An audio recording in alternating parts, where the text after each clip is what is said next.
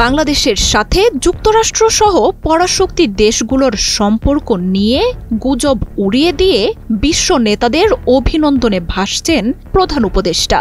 সবশেষ এই তালিকায় যুক্ত হলেন যুক্তরাষ্ট্রের প্রেসিডেন্ট ডোনাল্ড ট্রাম্প। স্বাধীনতা দিবস উপলক্ষে প্রধান উপদেষ্টা ডক্টর মোহাম্মদ ইউনূস এবং বাংলাদেশের মানুষকে আন্তরিক শুভেচ্ছা জানিয়েছেন তিনি। পরিবর্তনের এই সময় বাংলাদেশের গণতন্ত্র, অর্থনৈতিক উন্নতি আর নিরাপত্তা জোরদারের সুযোগ করে দিয়েছে বলে বার্তায় জানান ট্রাম্প। আর এই যাত্রায় বাংলাদেশের সাথে যুক্তরাষ্ট্রের সম্পর্ক আরও শক্তিশালী হবে বলেও প্রত্যাশা জানান এই মার্কিন প্রেসিডেন্ট।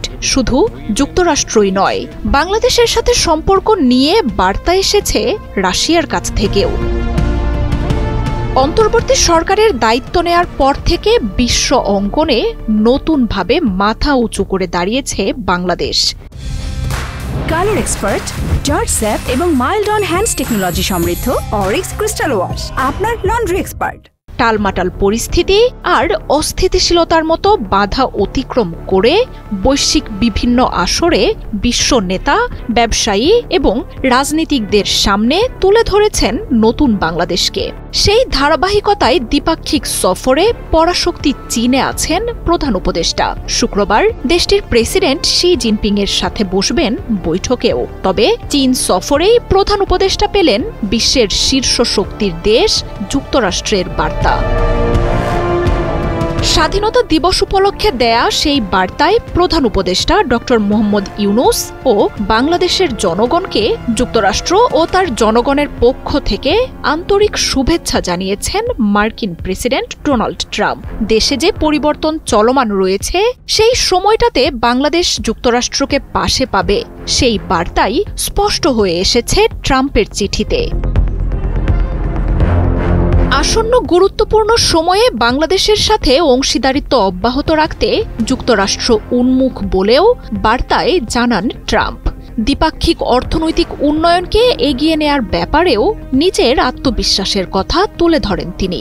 একই সঙ্গে সম্পর্ক জোরদার এবং ইন্দো প্যাসিফিক অঞ্চলে আঞ্চলিক নিরাপত্তা বাড়াতে একত্রে কাজ করার প্রত্যাশা জানান তিনি। শুধু ট্রাম্পই নন, অন্তর্বর্তী সরকারের অধীনে গণতন্ত্র ও উজ্জ্বল ভবিষ্যতের দিকে বাংলাদেশের এই যাত্রার প্রতি পূর্ণ সমর্থন জানিয়েছেন মার্কিন পররাষ্ট্রমন্ত্রী মার্কো রুবিও। স্বাধীনতা দিবস উপলক্ষে দেয়া বার্তায় তিনি বলেন, অন্তর্বর্তী সরকার জাতিকে নির্বাচনের জন্য প্রস্তুত করছে, আর এই পদক্ষেপ বাংলাদেশের মানুষকে তাদের এগিয়ে যাওয়ার পথ বেছে নেয়ার সুযোগ করে দেবে।